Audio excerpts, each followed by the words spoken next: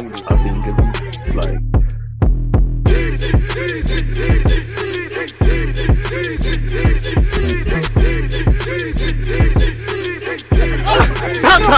People deluded, I'm back again. Come on, Ian, bro. Come on. People deluded, I'm back again. First things first, please make sure you're hitting the like button. I hope everyone's doing well and safe. You know, it really is a frantic Friday. Away from football, away from obviously the title. I hope you and your loved ones are doing well and safe. I hope you're all in good spirits. I hope you've all had a good progressive week in your personal and private lives, and may that continue and you have a good weekend.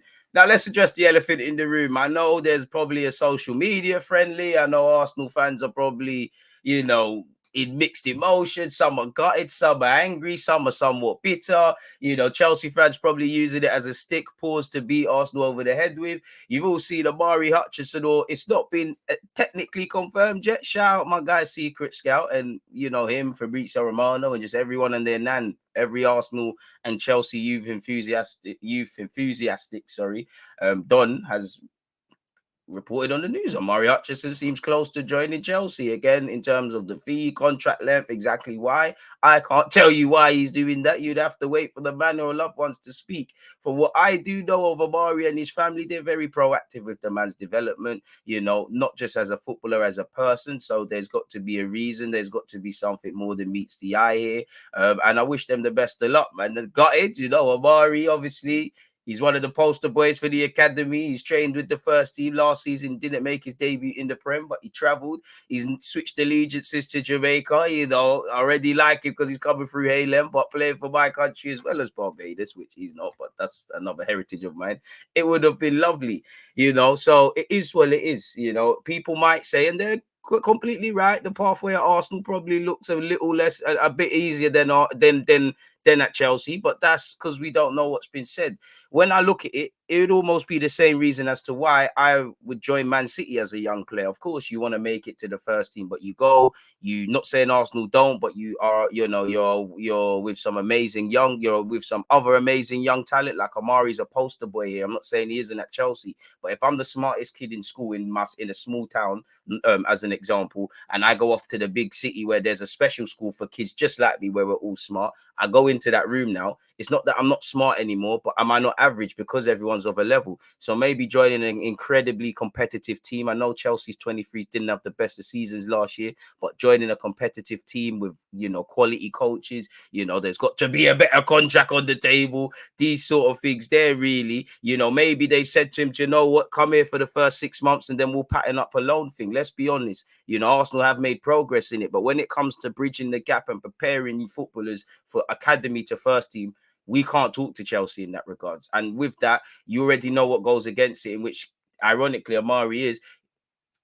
Chelsea, it don't really matter if you're a goalie, a defender, a winger, etc. You're still going to bust through. Like you see Arsenal, it's a typical sort of player. So I do think because Chelsea prepare you for a more competitive environment, because they're better with how they source out loans. You know, is he going to go Vitesse? Is he going to go Reading, which he was linked with? I can understand why he does it. It wouldn't surprise me if he goes on loan instantly. It wouldn't surprise me if he stays for 6 months. In January, they sort something out. Wouldn't surprise me if he leaves Chelsea in 18 months. Again, who knows? Tommy Tuchel could have told him, listen, we're going to give you an opportunity and things, which I think as at Arsenal, he has all the ability to do, but we all know the reality of football. So I think it's a thing like that. Obviously, technically, he's played for Chelsea before. So yeah, man, and Chelsea clearly know what they're doing at this level, because they're signing not just him, but players that are decent players at the clubs they're currently at. You know, they're getting, just by looking at it, they're getting big up Secret Scout, because he broke the news again, not only on Omari, but on Tyler Diblin, the guy who looked a bit like Smith Rowe in them viral clips for Southampton.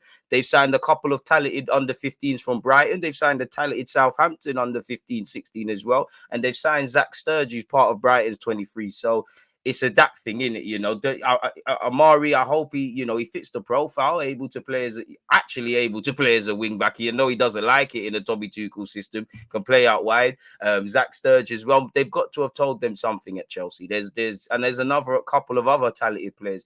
You know, at Chelsea, the way they develop you, you're gonna have a future in it. You could look at the Reece Jameses, the Tomoris, the Tammies, and also the guys that haven't necessarily made it at Chelsea. They've gone on and done other things. I'm not saying that hasn't been at Arsenal, but they're too far in between. Like, who really off the top of my head has left Arsenal and really gone on and done things? You look at Yunus Musa off the top of my head, bearing in mind it's early. You know, when Amichi's left, when Vontae Daly Campbell's left, it's not that they haven't had success, but they've not really done much. I do think Chelsea prepare you better for if you're not going to have a career at Chelsea. Look at Broja. You know, if he never kicks a ball in the Premier League for Chelsea, he leaves someone who's made 30 odd appearances in the Premier League via Southampton, obviously an Albanian international, and again, ironically, off the Vitesse loan. So for me, just in terms of being selfish and not necessarily caring about the immediate making it at Chelsea or Arsenal, I could kind of see why it might be done in Omari's head. But for Arsenal fans, obviously,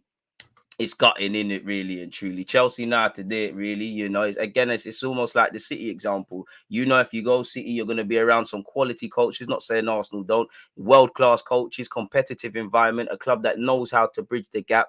And again, you know, let's be honest, in terms of Chelsea's quality of loans to Arsenal's, there's no contest. You know, in terms of how Chelsea picked the loans, they've had a higher success rate. And if I'm Omari, maybe potentially you feel at Arsenal Football Club, you may or may not have hit a potential glass ceiling. I'm not saying that it's any easier at Arsenal or Chelsea, but he might have felt that. You know, he's travelled with the Premier League side, gone up and down the country, not necessarily made his debut. He's one of the poster boys at 23's level. Obviously, he's trained probably numerous times with Arteta. Maybe this is indirectly maybe why he was left behind from going to America, or maybe indirectly this is what tipped the balance. Clearly the man and his advisors close to him have been thinking about this situation, because it was all read in at one stage. And you know, again, I personally think he should be on loan playing men's football. But you know, it wouldn't surprise me if he stays at Chelsea for the first 6 months and then goes on loan in January. But Chelsea clearly know what they're doing with youth development. Even if you don't make it there, you're bound to learn a lot. And you've got to be selfish. At least if you go to Chelsea, you know, and it doesn't work out, you can say at least you tried. I do think a number of players, just like at Arsenal, and you couple around the first team, you can hit a glass ceiling when you're part of the first team. You're not really, you stagnate really and truly. So I think it's a thing where he's going there to, I hope, you know, because I think he's a very nice person, let alone footballer. I hope Tommy Tuchel gives him his debut, he goes on and plays for Chelsea and does all them things. But maybe he's just going there to learn what he can and cut out, and, you know, take what he's learned at Arsenal, take what he's learned at Chelsea, and progress the man's future, really and truly. I do want to see you play first team football, my guy, especially with the movements you're making in relation to Jamaica's national team. We're going to need you when the next qualifiers come about. But it is what it is, man, you know, and he's padded up Chelsea a couple of times. He's on this Ashley Cole thing, but it is what it is, man. Best of luck to Omari. Again, it wouldn't surprise me if there's a number of other exits as well. And to be honest with you, all of these young players should be proactive. There's a number of players that should not be playing 23s football. I don't know what Mikel Arteta is thinking, and I'm not going against him because of the dynamics that were in play in relation to Arsenal and trying to get top four and whatnot next season. But, you know, I don't think too many people are going to get opportunities next season in the first team, really. And that's why I like to see a number of players going out on loan, being proactive over what they're doing and things like that. So, yeah, man, you know, you've seen a number of young players at 23's level obviously leave permanently, head out on loan. And you've got to be selfish. At 18 years of age or so, you've got to be selfish. If things do or don't work out, let it be because you took the next step. Don't let the clubs or any club whisper sweet nothings in your ear. Don't let them, because the club, rightly so, as a fan, I want them to. The club will tell you everything, you know.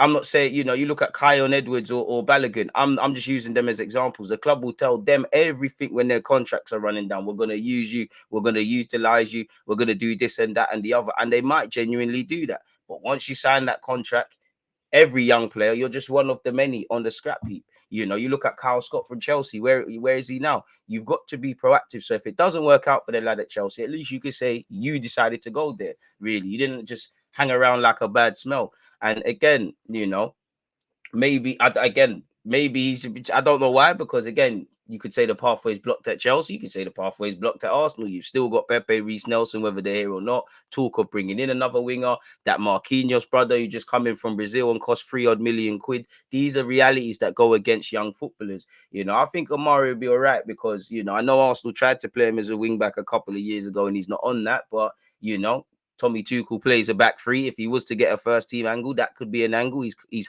at home in the 10.